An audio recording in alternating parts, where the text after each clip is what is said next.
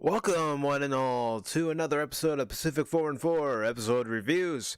I'm your host, Mike, and today I'm doing something a little bit different as opposed to what I've done previously in my episode reviews.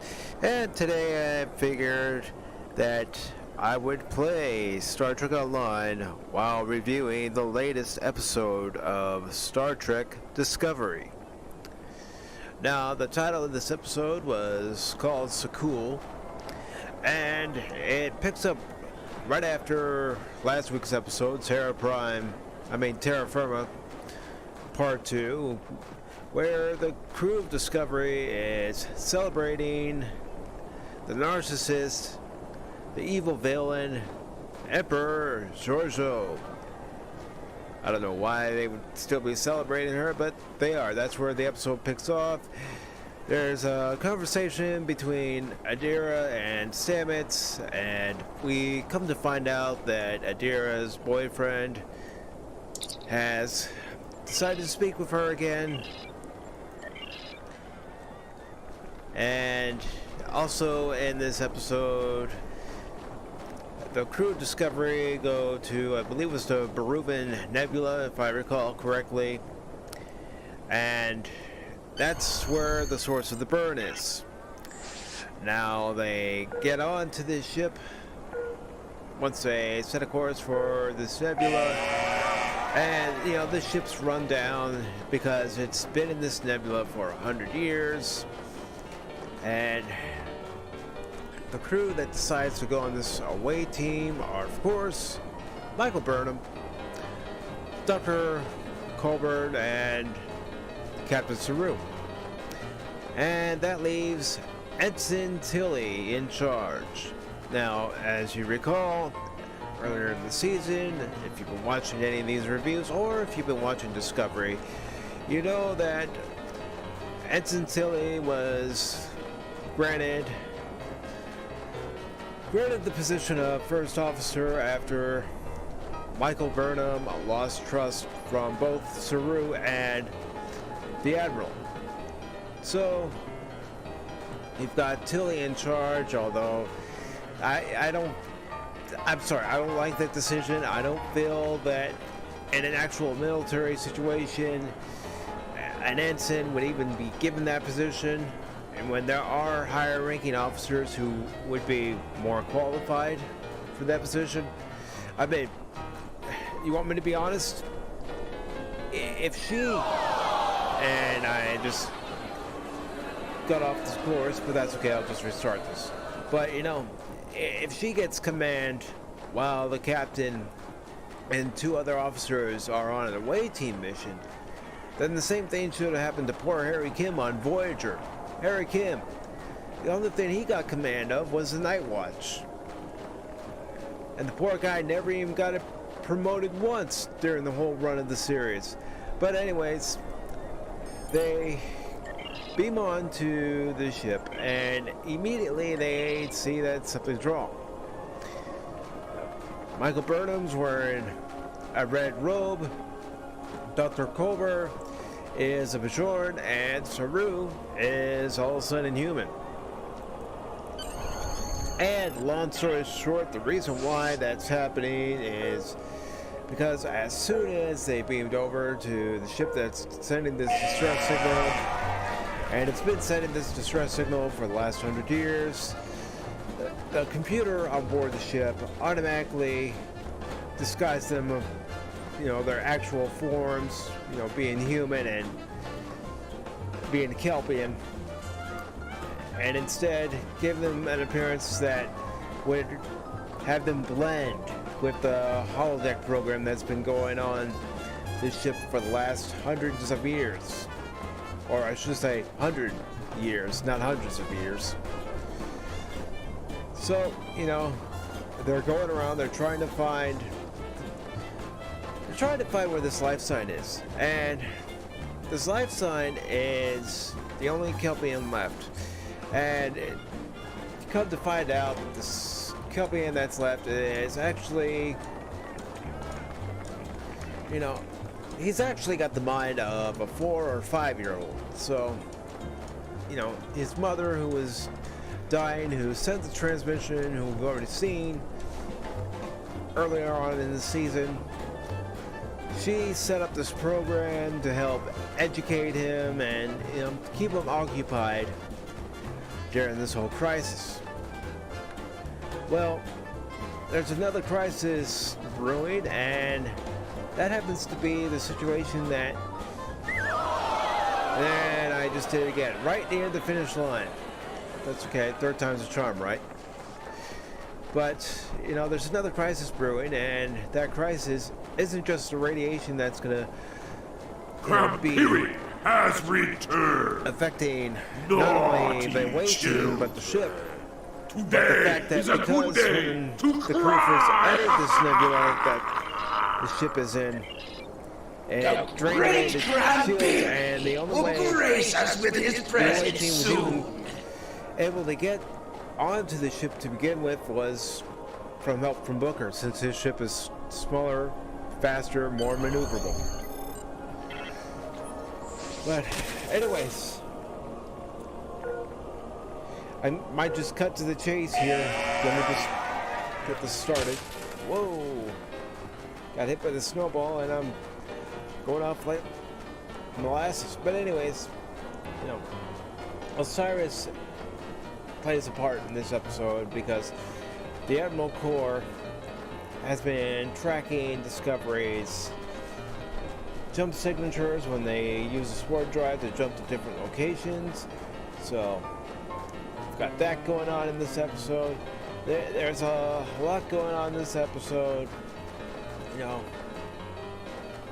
as far as learning about the history of the Kelpians and how this now grown adult, who once was a child 100 years ago, according to this episode, well, how he's been surviving thanks to this program created by his mother. And like all good holodeck stories, well, okay, they're not all good. Some of them are downright ridiculous. But there's this monster going around in this holodeck program. And this monster comes from one of their stories, one of the Kelpian stories. And the child, of course, is afraid of it. Even though he's older now, he still has the mind of a 4 or 5-year-old child. So he's trying to run from it. The crew of Discovery, meanwhile, is starting to get concerned because Cyrus is hot on their trail, and they don't really have much time to get the child and bring him on board Discovery and get out away from this nebula before Osiris shows up.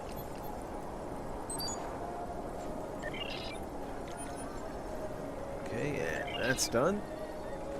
So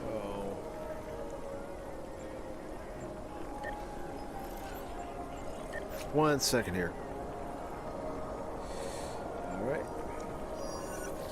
5 more to go. But you can only do it once per day. But anyways, what ends up happening, long story short, is we learn about a little bit of the Kelpians' history. It's not much, it's very little, but how the child is named Sukal after one of the characters in the story.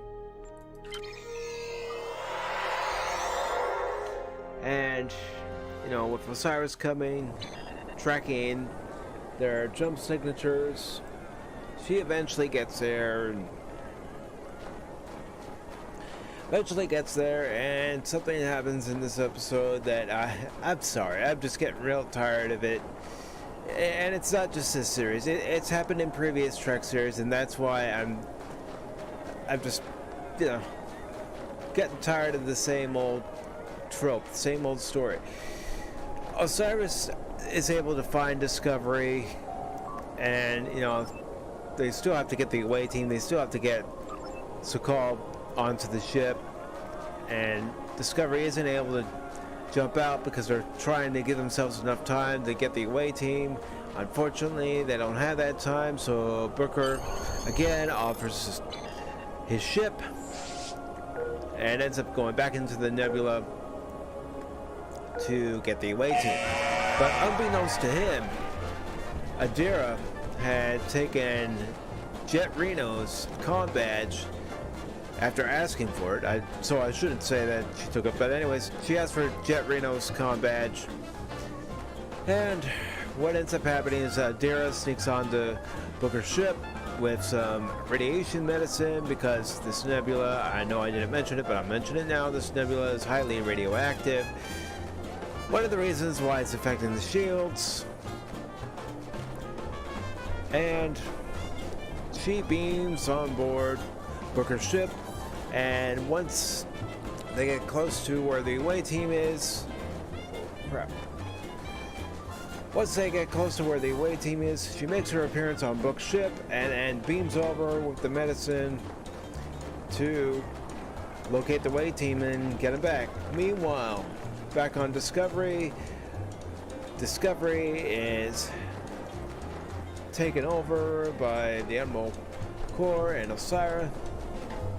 And I'm sorry, I'm just so tired of stories where you've got a ship and crew, and that ship and crew is overrun, overtaken, and whether it be the ship or station, is captured by the villain of the week.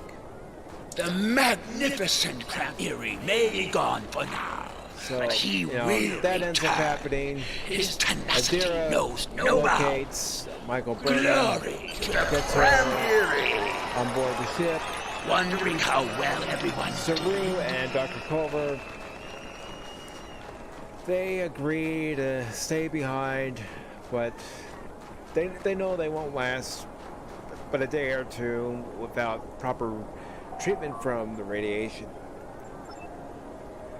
So it looks like we're gonna have Discovery end up going back to Starfleet headquarters, Federation headquarters, and start an attack on the Federation. And again, like I've said, I'm tired of stories where ship and crew are taken over by an enemy force. We've seen it in practically all Star Trek series, and of course, famously in Wrath of Khan, you had the Reliant that was taken over by Khan and the rest of the augments who survived on Ceti Alpha 5. And I don't know, I'm just getting so tired of that same story. It's like, come on, can we have something different, please? Just something a little different. Just, I don't know, just tired of the same story. And that's really all I've got for this review. The episode wasn't all that great. It's the same old song and dance. We go to the same well each and every time, and it's gotten old. You could definitely say that there are no news stories out there for the time being, because I'm certainly not seeing any. I don't know. I do not know. I do not know. I do not know. But the only thing I do know right now is there are 2 episodes left, so we'll see what these remaining 2 episodes offer. And I'm quite frankly, I'm done with the show. I'm done with this show. I guess you could say I'm done for the year. Technically, at least for the rest of this year, after Thursday's episode airs. And then, you have 1 episode for the new year. But I'm definitely done with Discovery. I've watched all 3 seasons, only reviewed 1, but I'm done with New Trek as far as I'm concerned. And maybe I've just outgrown Star Trek, I don't know. And I know I shouldn't say that. I still get some enjoyment out of playing Star Trek Online, as you can see here. But as far as Star Trek, whether it be in television or movie form, I think I'm done for now. So, that's going to wrap up the review. Hang tight, because I'm going to continue on playing Star Trek Online. I'm just going to go ahead and end Pacific 4 and 4 episode reviews right here. So, just hang tight.